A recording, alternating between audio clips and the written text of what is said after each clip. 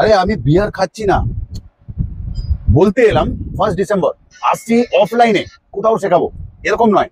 নানা রকমের ক্যান্ডেল বানানো, মার্কেটিং কি করে করতে হয়, বিজনেস হয় ক্যান্ডেলের সাথে, আসছি শেখাতে দুই ভাই। তাহলে স্লট বুক করতে তোমাদেরকে ফোন করতে হবে নভেম্বরের 20 তারিখে।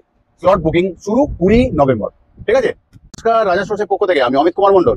আজ কোথাও শিখবো ওয়াইন ক্যান্ডেল বানানো বা বিয়ার ক্যান্ডেল। চলো দেখি বানাই কি করে। তরল জেল ভ্যাক্সের মধ্যেও আমরা এসেন্স বুস্টার দেবো যাতে ক্যান্ডেলটা জ্বলার সময় ভালো গন্ধ ছাড়ে। বসিয়ে নিলাম আমরা উইকটা। জন্য আমাদের যে টেম্পারেচার লাগবে একদম সঠিক এই মুহূর্তে 88 ডিগ্রি সেন্টিগ্রেড। ভ্যাক্সের নিয়ম, একটা পোরিং কাপ থেকে আরেকটা পোরিং কাপে এইভাবে গায়ে গায়ে নিতে হয়। ইয়েলো কালার, ওইটুকু হ্যালোইন কালার পা দিয়ে আমরা আস্তে আস্তে ঢেলে নেবো এইভাবে জেল ভ্যাক্সটা।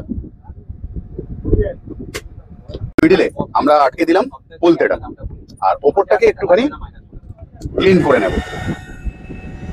আমরা সফট সোয়া ভ্যাক্স একটুখানি এইটুকু পার্ল শাইনার, কারণ বিয়ারের ওপরটা একটু ফেনা ফেনা হয়ে থাকে না, ওটাই তো করতে হবে। যতটা সুন্দর হবে ততটা খেতে ভালো লাগবে। এতটা সুন্দর যাতে হয় যাতে খেতে ভালো লাগে। আরে খাওয়া যাবে না জানি, চেষ্টা করে দেখতে কি ক্ষতি আছে। সবাই তো খাচ্ছে এখন নাকি, খুব ভালো লাগে খেতে। তাহলে কমপ্লিট, আজ যাচ্ছি, কিন্তু আবারও আসবো ফিরে তোমাদের ভালোবাসার দুনিয়ায়। ততক্ষণের জন্য ভালো থেকো, সুস্থ থেকো সবাই।